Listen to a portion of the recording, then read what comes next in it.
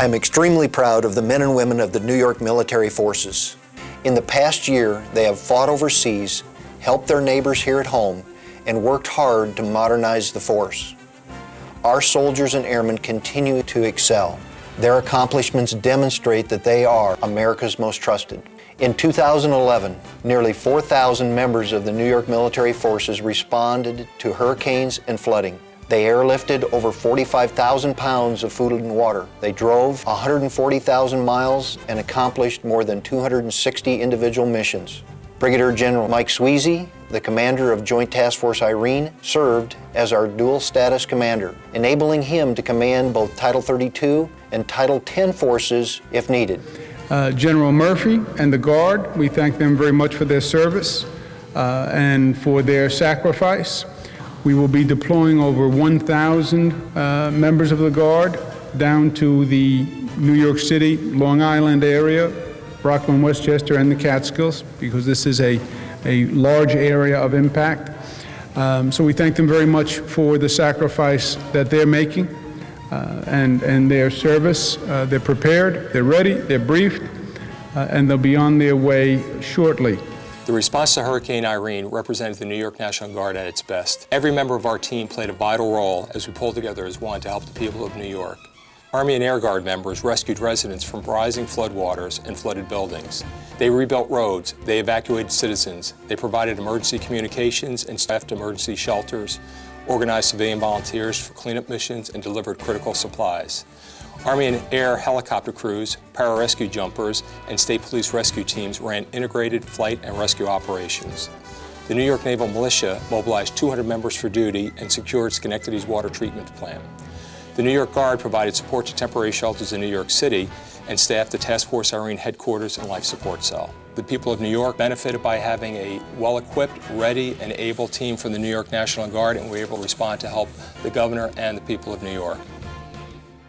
Across the state, our Air National Guard men and women continue to demonstrate they are America's most trusted. It's been a monumental year here at the 105th Airlift Wing at Stewart. For the first 6 months, we flew C-5 missions into Southwest Asia in support of Operation Enduring Freedom and New Dawn. Then in early August, we received our first 2 C-17 aircraft. We had a tremendous rollout ceremony, and we initiated our C-17 conversion. We're also very proud of our Security Forces Squadron with their new mission. They're the only Air Reserve Component Security Forces Squadron integrating with the active duty. Their mission is to go outside the wire and defend bases in Southwest Asia. We're very excited about our performance in Hurricane Irene with our state mission. We were a distribution center here at Stewart for FEMA supplies. We massed over 100 ambulances here at the base, and we deployed over 50 personnel to help and assist in the rescue operations. Overall, a tremendous year for the 105th, and we're very, very proud of our folks here. A few of our wing highlights from 2011 include a successful deployment downrange of our civil engineers. They were deployed to Kuwait in support of Operation New Dawn. Our security forces were also deployed for most of 2011 in support of Operation Enduring Freedom, serving in teams in Afghanistan. We also had several small teams of Guardian Angels deployed to the CENTCOM AOR. The wing supported NASA's shuttle program as it came to an historic close. In August, we culminated a year-long planning effort, hosting the Domestic All Hazards Response Team, composed of several hundred National Guard from the 42nd Infantry Division headquarters. The Dart East exercise provided timely and valuable training as Hurricane Irene and Tropical Storm Lee would be forming in the Atlantic in short time. The wing was proud to serve and participate in multiple joint life-saving missions in the Capital Region, as well as later during Lee and the Binghamton area. Our folks responded admirably to the Governor and TAG's call to assist. Let me tell you about some of the outstanding accomplishments of the fantastic airmen for the 107th. April 1st, we became operationally capable after our conversion to the C-130. That May, 130 aircrew and maintainers deployed to Bagram Air Force Base, Afghanistan. During their 90-day deployment, they flew 1,144 combat sorties, moved over 26,000 troops, and hauled over 5,300 short tons of cargo.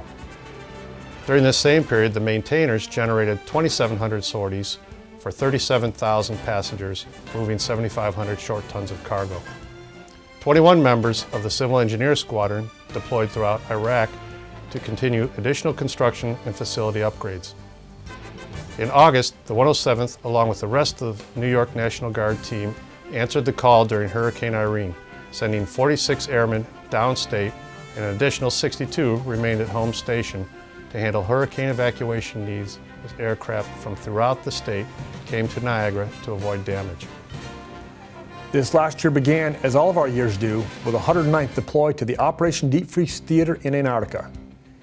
In addition to flying over 3,000 hours and transporting over 10 million pounds of cargo and 2,200 passengers, we completed end-stage testing of our 2 major aircraft improvement initiatives. And we demonstrated the capabilities of our ops and maintenance group in the world's harshest operating environment. On the day that we returned from Operation Deep Freeze, our first planes departed for our other annual operational deployment to Operation Raven Dew in Greenland, where we flew 7 rotational periods in support of the National Science Foundation and the international science community. And we hosted the Air Mobility Command Inspector General team, where our support group, med group, as well as our ops group and maintenance group demonstrated our ability to survive and operate in a combat environment. We opened the Air National Guard's first wellness center to provide for the emotional, spiritual, social, and physical well-being of our people. At the 109th Airlift Wing, we continue to stand ready to provide world-class support from pole to pole and from sand to snow. Welcome to the 174th in Hancock Field. Like most units around the state, 2011 was an extraordinarily productive and busy year as well. We safely flew in excess of 5,000 hours in both the MQ-9 as well as the RC-26B in support of combat operations in Iraq as well as in Afghanistan. For the first time, we flew an MQ-9 from Fort Drum, and we continue to fly that airplane in terms of daily operations for training, and we stand by and ready to support the governor for aid to civil authorities. We stood up the MQ-9 flying training unit. The maintenance schoolhouse, our MQ-9 FTD, produced over 240 students, maintenance professionals this year, including for the first time 4 Italian students. We were also able to stand up our Joint Health and Wellness Center. The Triple Deuce Command and Control Squadron continues to support their space partner and National Reconnaissance Office. The 152nd Air Operations Group deployed 35 airmen in support of Libyan combat operations. The 274th Air Support Operations Squadron deployed to the National Training Center with the 27th Brigade Combat Team in preparation for their upcoming combat deployment. There's no better example of America's most trusted than the Eastern Air Defense Sector, where we monitor and defend the Eastern U.S. airspace all day, every day. One of our major 2011 accomplishments validated the high level of trust that EADS has earned. In March, EADS added detachments at the Joint Air Defense Operations Center in Washington, D.C., and the National Capital Region Coordination Center in Herndon, Virginia. These additions formalize the critical role EADS has always played in the integrated air defense of the National Capital Region and improve the training and educational opportunities for our airmen stationed there. EADS flawlessly protected more than 60 presidential air movements, State of the Union address, the United Nations General Assembly, 3 space shuttle launches, and the 9/11 10th anniversary commemorations.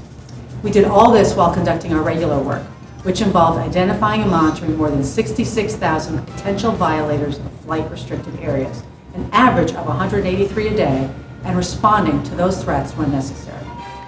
This was a remarkable year for the 42nd Division. Here in New York, there were a lot of groundbreaking events, starting in July when we conducted the pre-mobilization training for the 27th Brigade up at Fort Drum. And I would say that after 10 years of conducting training for National Guard soldiers getting ready to deploy, we saw a textbook solution as to how you prepare them, how you conduct warrior tasks and battle drills. And I couldn't have been prouder of the way it went. In August, we conducted Operation Rainbow Hurricane in conjunction with the 109th Air Wing and the 106th Rescue Wing. We deployed the entire division headquarters from here in Troy all the way to the edge of Long Island. Our practice came in good use later on in September when Hurricane Irene hit. For that event, the 42nd Cab really came up big, providing over 45,000 pounds of food and water delivery to people that were stranded by the storm, as well as providing air reconnaissance for the governor. In October, the 27th Brigade went to the National Training Center to conduct their CTC rotation, and the division headquarters sent a large group out to provide HICON. The one event that I am most proud of over the past year is the determination that the soldiers of the 27th Brigade, we here at the division headquarters, and everybody throughout the state of New York did to get the 27th Brigade mobilized. There were a lot of challenges involved with this. We had changes to the MOB date, we had changes to the manning documents, and we even had changes to the mission. But we drove on, and in the end, we mobilized probably one of the most ready brigades that the National Guard has ever deployed. Throughout 2011, once again, the 53rd Troop Command soldiers demonstrated their professionalism, commitment, and dedication. We deployed soldiers to Afghanistan and Guantanamo Bay. We participated in a training exercise in Mali and brought soldiers home from successful deployments in Iraq and Afghanistan. In addition to flood support, our engineers demolished Kings Inn and Kingston to prepare for the Surf P training exercise. They cleared the historic Erie Canal lock in Cohoes and opened a new readiness center at Camp Smith. The Army National Guard has trained, equipped, and prepared hundreds of soldiers for overseas deployments this past year. We have supported an aggressive soldier readiness program and continue our robust and proactive effort to ensure soldier family readiness. It is not just about getting soldiers ready, it's about taking care of them when they return.